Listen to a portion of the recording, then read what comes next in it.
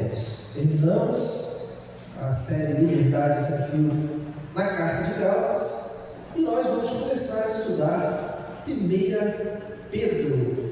Eu intitulei essa série de sermões como Escolhidos para um Novo Começo. Escolhidos para um novo começo. Irmãos, toda luz tem um propósito. E qual é o propósito da luz?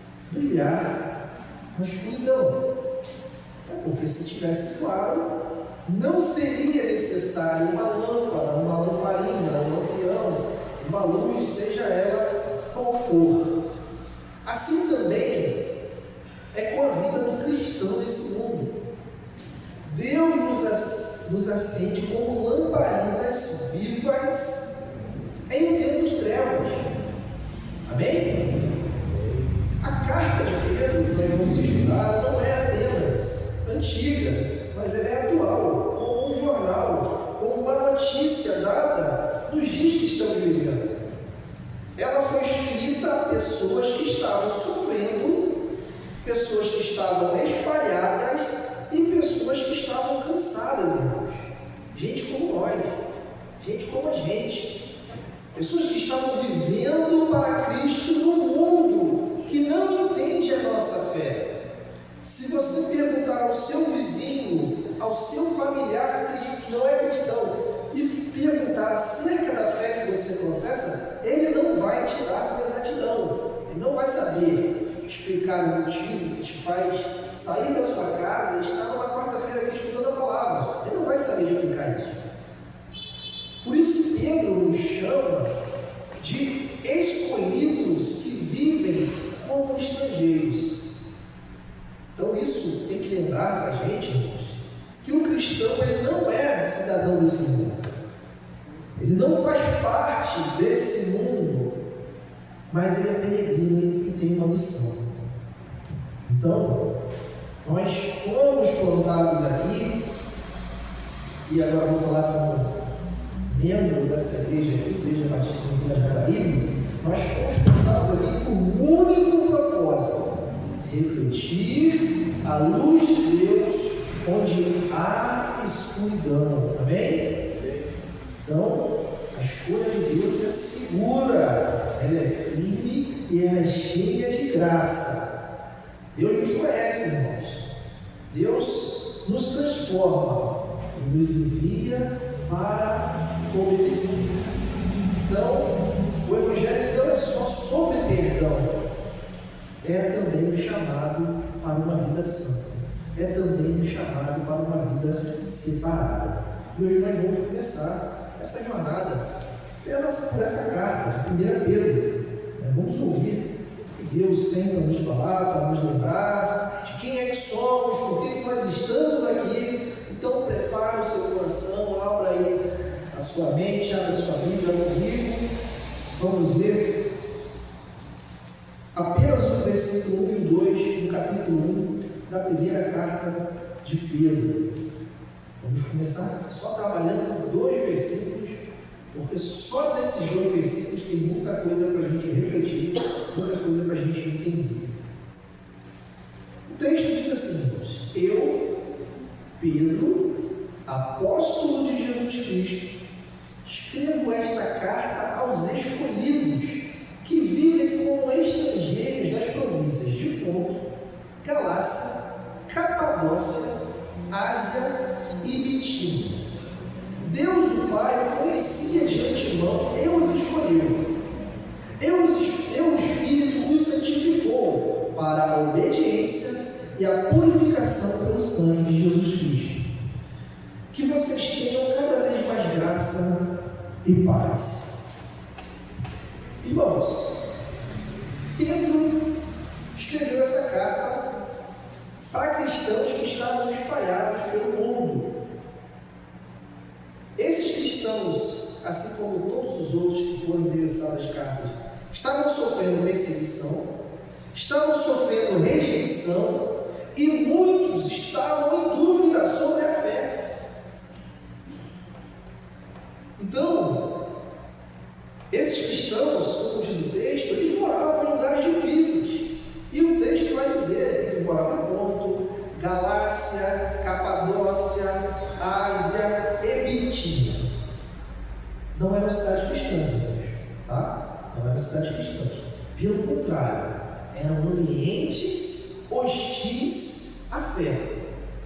Então, eles não viviam em lugares como o nosso, como nós vivemos hoje. Ainda que a gente viva numa sociedade pós-cristã, qualquer cidade que você for no Brasil, eu diria que quase todas elas, se você chegar no ponto mais alto, o que você vê?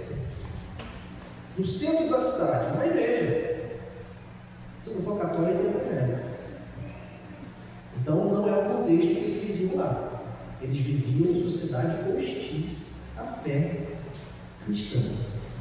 Mesmo assim, Pedro os chama de escolhidos, mostrando, irmãos, que eles tinham valor eterno.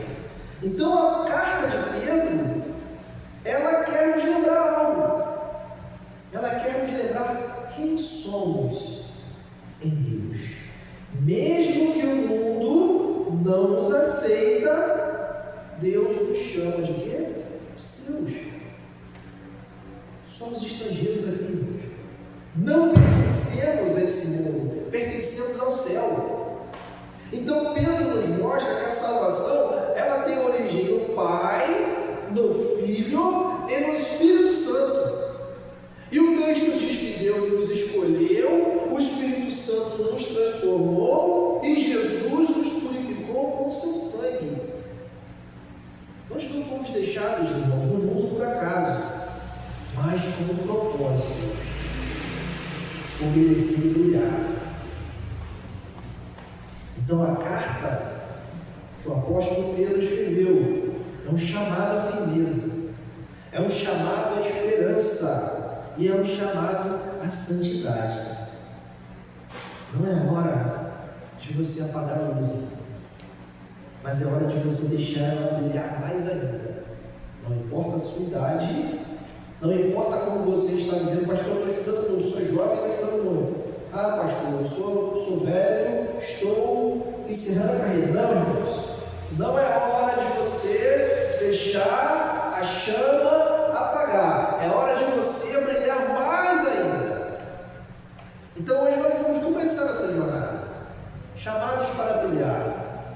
E o primeiro ponto desse texto que me chamou a atenção é a nossa identidade definida pelo céu, não pelos homens, não pela religião, não pelo que as pessoas dizem sobre nós.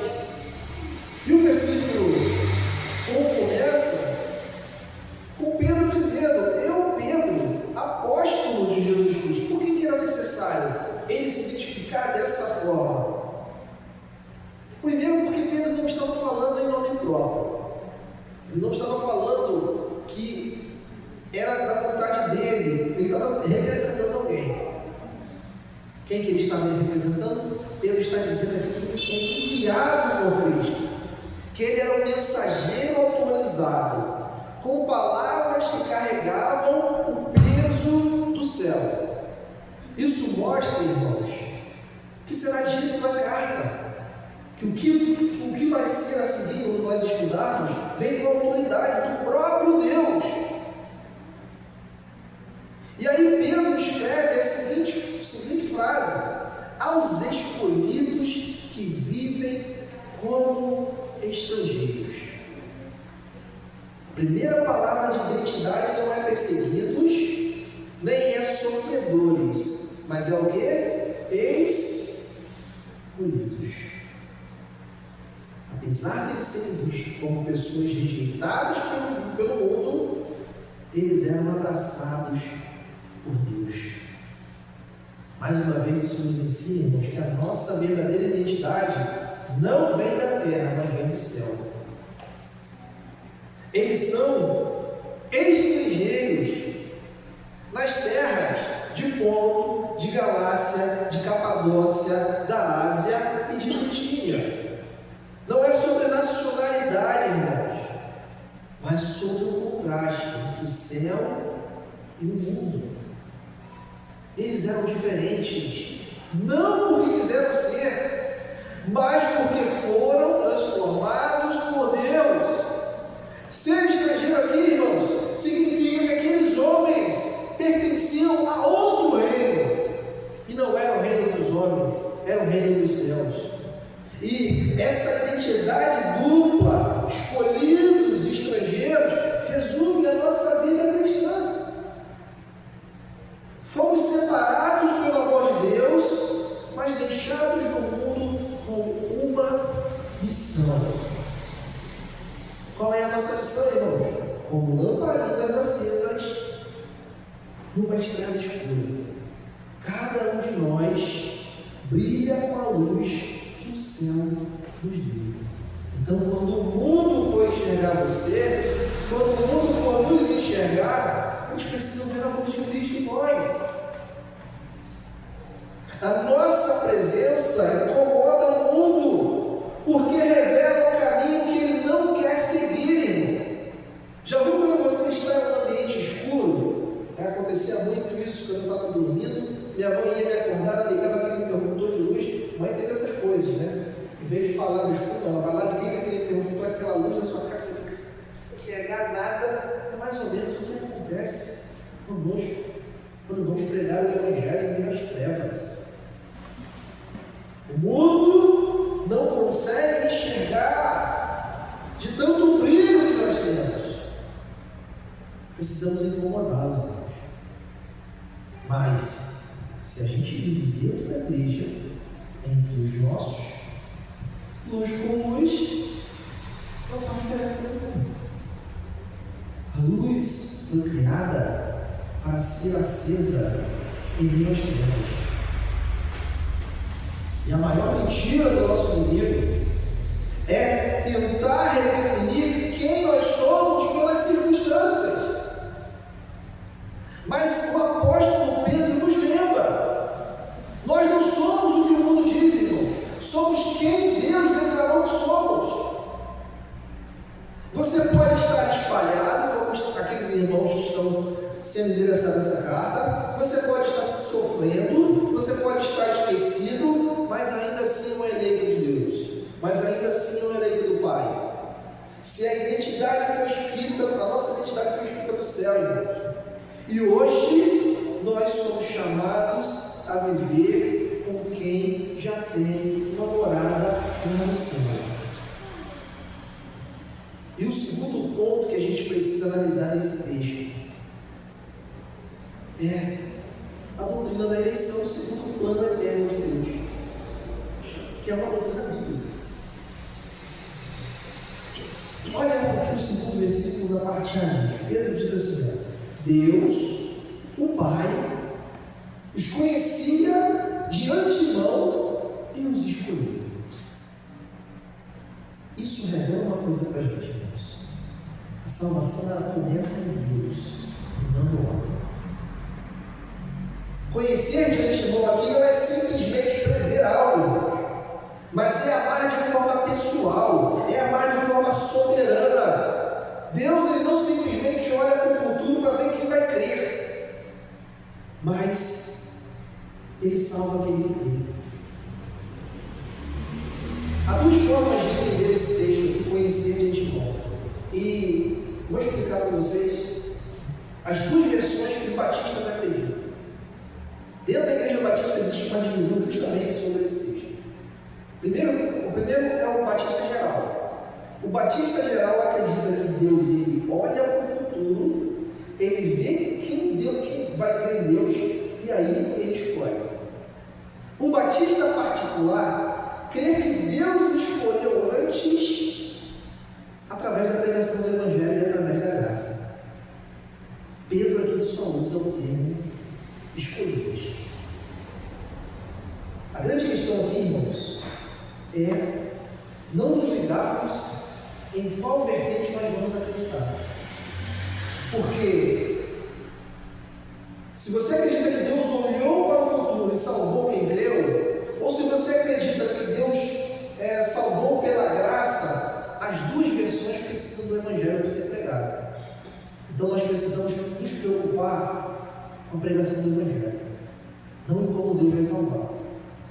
Porque tanto Deus conhecer de antemão, ou tanto Deus eleger pela graça, necessita da confissão do Evangelho. Então o Evangelho precisa ser pregado para que a pessoa tome a sua decisão.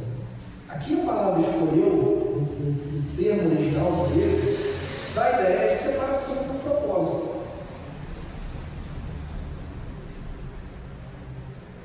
Se você for olhar lá em Efésios capítulo 1, versículo 4, Paulo vai dizer assim: Deus nos escolheu em Cristo antes da fundação do mundo.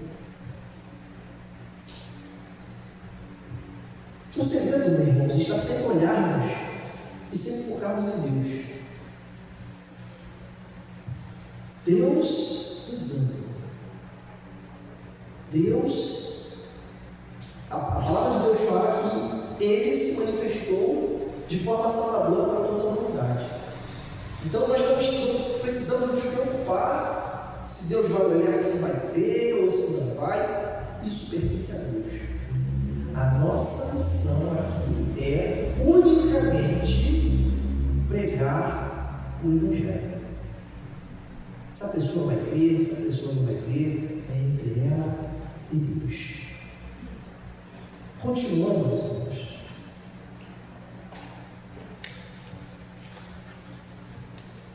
Se a nossa salvação começa em Deus, ela também está segura. Estamos seguros dele até o fim. Então não precisamos também nos preocupar com uma outra doutrina que as pessoas acham que existe, que é a perda da salvação. Você, irmãos, não é salvo porque escolheu o certo, mas porque Deus chamou e te salvou. Óbvio que tem a nossa parte na história, mas a salvação em Cristo Jesus não é baseada em mérito, é baseada em graça. Então nós precisamos viver como alguém que foi separado por Cristo. Nós temos que viver como alguém que tem a sua vida devota ao Senhor Jesus Cristo. E qual é o propósito da eleição, que é o terceiro ponto que o texto diz? Obediência e redenção. Pedro vai continuar dizendo: e o Espírito os santificou. O Espírito Santo, irmãos, é que aplica a salvação em nós, em nossas vidas. Santificar aqui significa separar do pecado e se consagrar a Deus. O Espírito Santo, ele age no tempo e na história, operando uma transformação real no coração daqueles que creram em Jesus. E o propósito dessa santificação é claro: obediência. A santificação nos leva a obedecer. E a redenção pelo sangue de Cristo nos limpa do pecado. Então não tem como dizer assim: eu vou viver a minha vida. Agora que eu acredito em Deus, eu vou viver a minha vida em pecado, porque uma vez salvo para sempre. Existe uma discussão na escola entre os pentecostais e os batistas disso. Vocês acreditam que uma vez salvo para sempre. Então você é salvo, você pode fazer o que você quiser. Não, irmãos. Nós somos escolhidos e salvos para a obediência, para a santificação. O sangue de Jesus é a base da nossa aceitação diante de Deus. Sem o sangue não há salvação. Sem obediência não há evidência de salvação. Então não tem como você ver um religioso que é desobediente e você dizer que ele é salvo. Porque a obediência, irmãos, é de fato o que mostra que somos salvos. E aí o texto vai continuar dizendo: e a purificação justificação pelo sangue de Jesus Cristo. Nós somos salvos, irmãos, não apenas porque para ser salvos, mas para vivermos como discípulos obedientes. Seria muito fácil Deus nos salvar através de Jesus e cada um vivendo uma vida como quer, não é? A salvação ela tem um propósito, e o propósito da salvação em Cristo é a obediência, é vivermos como discípulos de Cristo. Estudamos Gálatas, estudamos Tiago e vimos várias vezes, a fé ela produz frutos visíveis de submissão a Cristo. Ser salvo não é desculpa para viver de qualquer forma. Pelo contrário, é motivo para vivermos de forma santa. Então Pedro começa a trabalhar aqui com a igreja questões essenciais para que eles entendessem. Muitas pessoas nos dias de hoje acreditam que podem viver uma vida qualquer que estão salvas em Cristo Jesus. Muitas pessoas embarcam nessa onda, nesse discurso de uma vez salvo, salvo para sempre. E a pessoa vive a vida que quer viver e você diz, irmão, mas isso não pode. Ah, pastor, só Deus pode me julgar. Deus vai me julgar. Eu falei, amém. Ainda bem que você acredita que haverá um juízo. Né? Ainda bem que você acredita que Deus vê todas as coisas. Mas o propósito da salvação em Cristo é obediência, é redenção, é gerar frutos, e as pessoas verem nós de fato servos, discípulos verdadeiros, não religiosos, que vivem uma vida de qualquer forma, ou que vivem um padrão moral elevado, mas não é o que a Bíblia ensina. E o mais interessante desse texto é que Pedro usa aqui as três pessoas da Trindade. O Pai escolhe, o Espírito santifica e o Filho redime. Aqui vemos a Trindade unida no único propósito de nos salvar completamente. É como uma casa construída pelas mãos do Pai, mobiliada pelo Espírito e lavada pelo sangue do Filho. Irmãos, o plano de Deus é tão completo que cobre nossa origem, nosso caminho e o nosso destino. Deus nos chamou a sua igreja para ser espectador. Deus chamou a sua igreja para ser participante de uma vida santa, de uma vida redimida. Então a igreja precisa viver com gratidão, com obediência e fé, irmão. Porque o sangue de Cristo não foi derramado em vão. Amém? Amém. O sangue de Cristo não foi derramado em vão, irmãos. A salvação ela tem um propósito eterno. E o propósito é ser santo como ele é santo. E mostrar ao mundo o poder da cruz de Cristo. Vocês acreditam nisso? Muita gente age como se o sacrifício de Cristo fosse não. Muita gente vive como se Cristo não tivesse morrido por ela. Então é tão triste você ver uma pessoa que conhece a palavra, mas vive uma vida dissoluta, e você vai falar do Evangelho para ela, e ela simplesmente fala assim, pastor, eu sei, quando der eu volto. Eu fui crente, olha, todas as igrejas que eu participei, que a pessoa vem pedir alguma coisa, a pessoa chega aqui, maltrapilha, afundada nos vícios, aí vem pedir dinheiro, aí quando você vai orar, a pessoa quer te evangelizar. Não, pastor, eu já fui na igreja, já fui diácono, fui presbítero, fui não sei o quê. Aí no final a pessoa quer orar por você. Aí ele fica assim, quanta cara de pau, gente. Quanta cara de pau. Claramente essa pessoa não é salva. Ah, pastor, mas você não conhece o coração, você não pode dizer. Mas a palavra está dizendo aqui. A igreja não foi chamada para a santificação. A igreja foi chamada para a glória de Cristo. Tem muita gente que se converteu a uma religião. Tem muita gente que se converteu a uma ideia, a um convívio. Não se converteu ao verdadeiro Cristo. Não conheceu Cristo de verdade. É possível, irmãos, nos emocionarmos. Sabe quando o seu time faz um gol? Aquele título que você está esperando a sua vida inteira, e você vê aquilo ali, você chora, etc.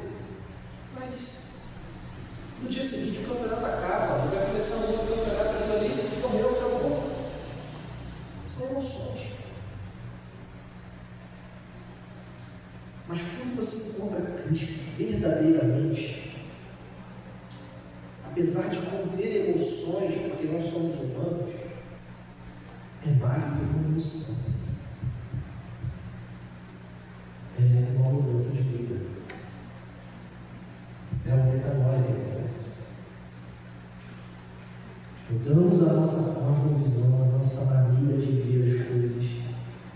Mudamos, não. O Espírito Santo nos molda, o Espírito Santo nos muda. Então é Ele que promove essa mudança de direção, de pensamento. E aí, quando essa conversão acontece de fato, é que de fato a pessoa se torna cristã.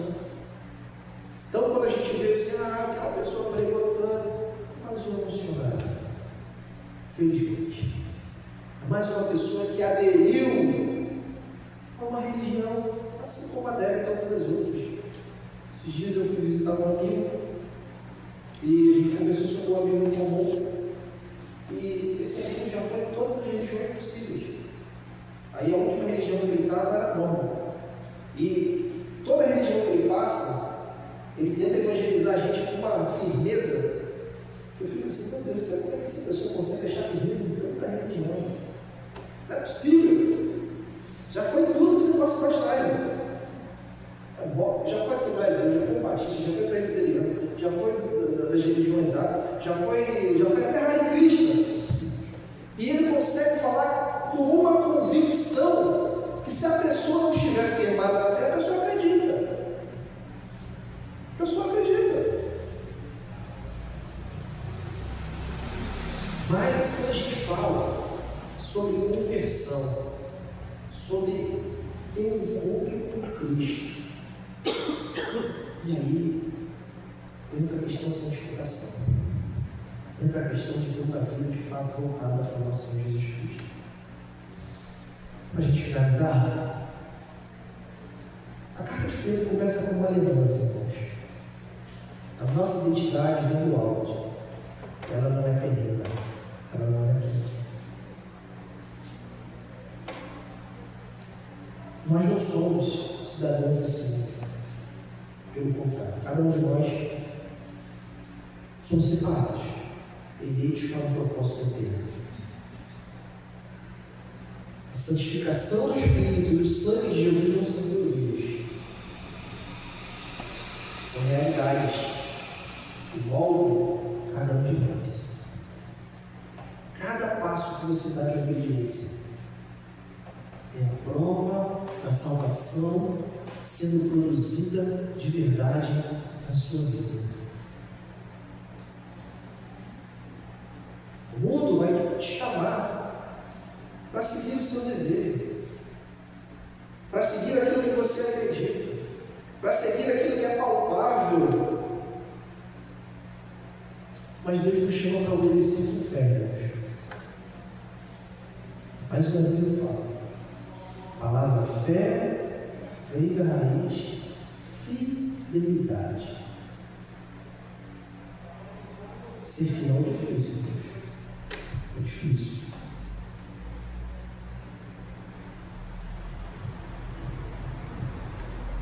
A santificação, ela não vai ser perfeita agora, porque ela é um processo contínuo, mas ela é um processo visível e crescente. Então, diferente da salvação, que é um ato, a santificação é um processo. Nós não somos perfeitos, irmãos, mas precisamos caminhar para essa perfeição, para que quando Cristo nos chamar, quando Ele voltar, aí sim a santificação será completa.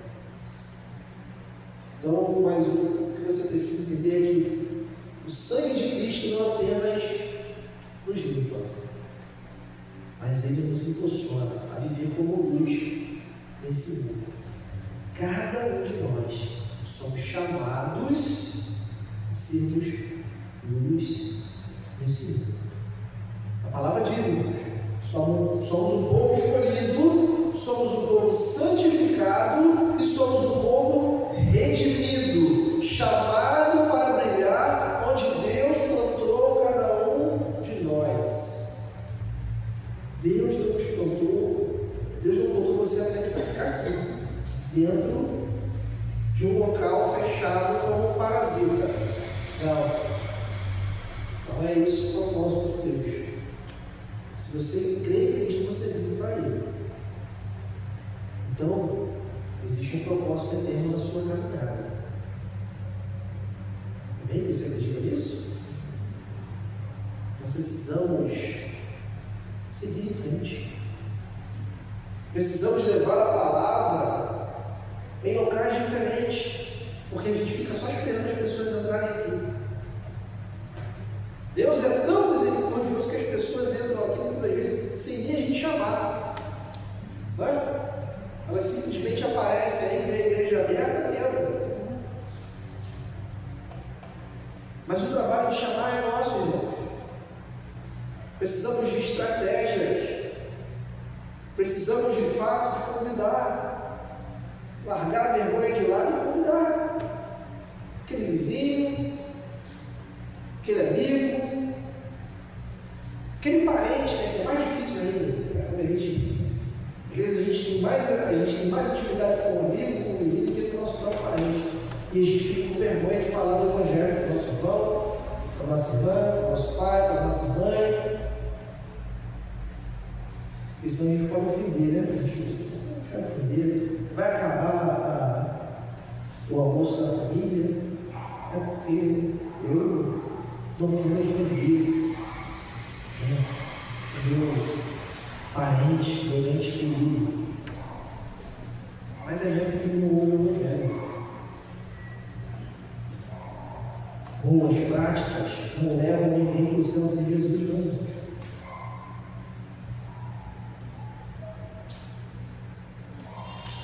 É igual os sepultamentos que a gente vai. E graças a Deus de evangelhos são poucos, mas a maioria dos sepultamentos, as pessoas que estão mortas se tornaram santas de um dia para o outro. Aí as pessoas ficam falando, fulano era assim, fulano era assado, fulano fazia isso, fulano fazia aquilo. Se fulano não acreditava em Cristo, ele não foi para o céu, ele não foi salvo. Ele pode ser a pessoa mais boa do mundo. Ou melhor, ele pode ter sido a pessoa mais boa do mundo. Ele não foi para o céu, ele não foi salvo. E às vezes a gente, porque a pessoa é tão legal, a gente fica com vergonha de falar. É porque ela é tão legal, mas se você falar do Evangelho, ela vai ficar triste. E aí a gente perde a oportunidade. Não é verdade? A gente perde a oportunidade. Mas o que eu estou falando, irmão, não é também para ser chato, não. Porque a gente que perde a mão, né?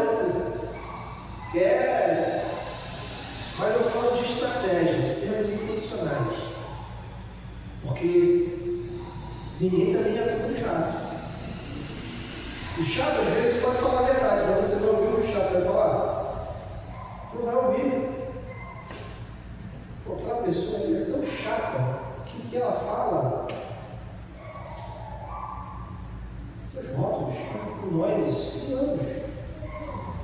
Então a gente precisa, irmãos, ter estratégia para falar do amor de Cristo.